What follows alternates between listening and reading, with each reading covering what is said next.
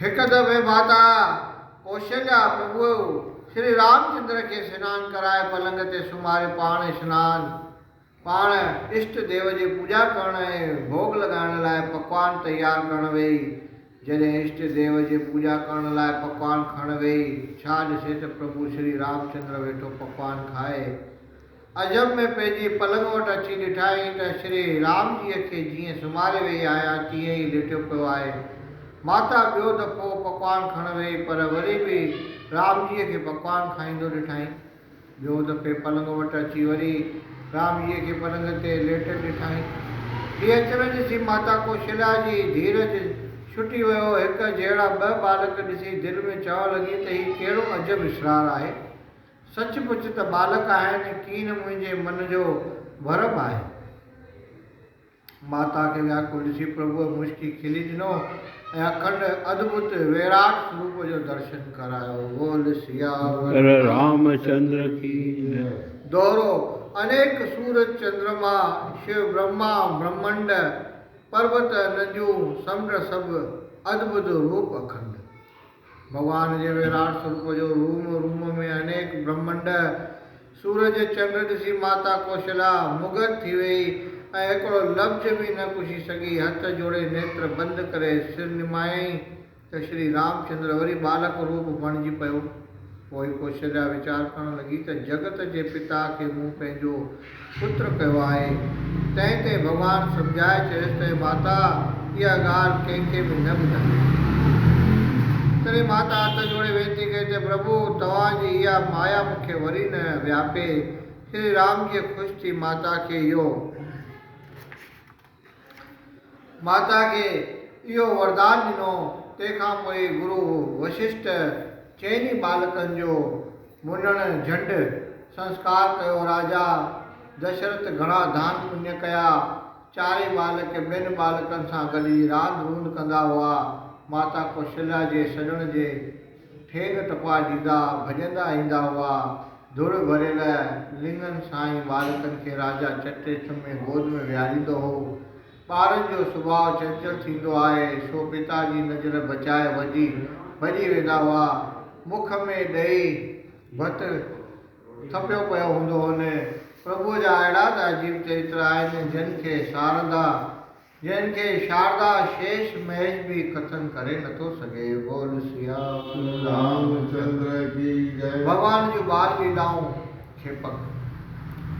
हिकिड़े ॾींहुं राजमहल जे हेठां हिकिड़ो बाजीगर आयो जंहिं अची बांदर नचायो। उहो ॾिसी राम चयो त मूंखे बांदर वठी ॾियो।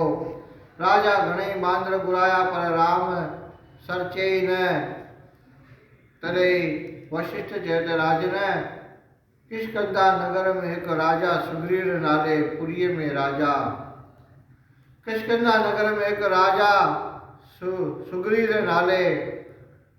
राजा सुग्रीव वटि हिकिड़ो बांदर आहे। उहो हिनखे घुराइजो। राजा दशरथ हिकदमि दूतनि खे हुकुम कयो जिन सुग्रीव खां वञी बांदर घुरियो। हुन घणी ख़ुशीअ सां महावीर खे उन्हनि सां गॾु रवानो कयो। श्री राम महावीर खे ॾाढो प्रसन्न थियो। बोल सियावर रामचंद्र जी। महावीर बि बालक रूप धारे चइनि भाउरनि सां खेल कोॾ कंदो हो। हिकु ॾींहुं श्री राम जीअ लंगर उॾायो जो इंद्र लोक ताईं उॾामियो वियो। उते इंद्र जे पुट जयंत जे स्त्रीअ उहो अजीब लंगर ॾिसी दिलि में ख़्यालु कयो त जंहिंजो लंगर अहिड़ो मनोहर आहे सो पाण बि ज़रूरु मनोहर हूंदो। इहो ख़्यालु करे हुन लंगर पकड़ियो। श्री राम महावीर हनुमान खे चयो त ॾिस लंगर कंहिं पकड़ियो आहे। हनुमान छा अची ॾिसे त जयंत जी स्त्री लंगर झले बीठी आहे ऐं चवे पई त जंहिंजो हीउ लंगर आहे मूंखे हुनजे दर्शन जी अभिलाषा आहे। इहो हाल महावीर श्री रामचंद्र खे अची ॿुधायो। चयसि वञी त चित्रकूट में तोखे दर्शन ॾींदुसि। महावीर जे एतिरे चवण ते जयंत जे स्त्रीअ हिकदमि लंगर छॾे ॾिनो। अहिड़ीअ तरह प्रभुअ जूं लीलाऊं अपार आहिनि। बोल सियावर रामचंद्र की जय। हिकु दफ़े हिकिड़ो वापारी हीरा लाल विकण आयो श्री राम उहे हिकिड़े खूह में खणी पीटा कया। तॾहिं वापारी उहो गुण लॻो। श्री राम जी कृपा सां खूह मां हिकिड़ो वणु पैदा थियो जंहिंमें बेशुमार हीरा लाल जवाहर लॻल हुआ। जे 7 ॾींहं सांधे पए किरिया तंहिंखां पोइ उहो वणु गुम थी वियो। हिकु दफ़े हिकु मारी राजा वटि हिकु सुंदर पखी खणी आयो जो श्री राम उॾाए छॾियो। तॾहिं हू मारी हट करे चवणु लॻो त मूंखे पखी वापसि ॾियो। श्री रामचंद्र छा कयो जो उन पखीअ जो हिकु खंभ खणी ज़मीन में पोखियो त हिकदमि हिकु वणु पैदा थी पियो जंहिंमें अनेक फल लॻा ऐं बेशुमार पखी निकिरी लामण लॻा। पर रामचंद्र की जय। हिकिड़े ॾींहुं हिकु सूअर राम जे अॻियां अची लंघियो। राम जी हुनखे पकड़े ज़मीन ते पछाड़ियो त हिकदमि हुनजी दिव्य देह थी पई ऐं हथ जोड़े चवणु लॻो त प्रभु मां अॻे राजा हुउसि पर हर भक्तनि खे सताईंदो हुउसि, तंहिं करे इहा नीच जूं पाती वियुमि। हाणे तव्हांजी कृपा सां मुंहिंजो उद्धार थियो आहे। हिकु दफ़े हिकु शींहं कंहिं ब्राह्मण जे गांइ खे अची वरायो। तॾहिं दीनानाथ हुनखे 5 बाण हया त हू हिकदमि गंधर्व थी पियो ऐं हथ जोड़े चवणु लॻो त हे पति त उधार न,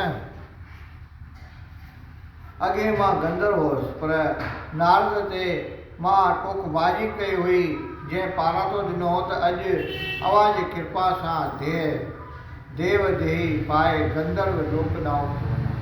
हिकु ॾींहुं राम जी भाउरनि सां गॾु सरयू में सनानु थिए कयो त उते रावण जो पठियल हिकु राक्षस वाघूअ जो रूप धारे भॻवान खे झीले खणी वियो।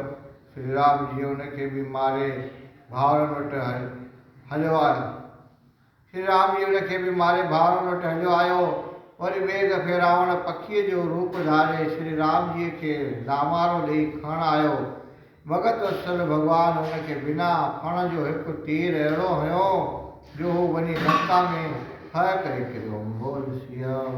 रामचंद्र की ऐं 10 ॾींहंनि खां पोइ होश में आयो। वाह नारायण हरि। नंढपण में ई राम भॻवानु एॾी महिमा कई आहे। हुन रावण खे छा ताक़त रावण में हिते लीला कई आहे। लीला हू लंका में फह करे किरियो ऐं 10 ॾींहंनि खां पोइ होश में आयो। खेपक पूरो थियो। यावर रामचंद्र की जय।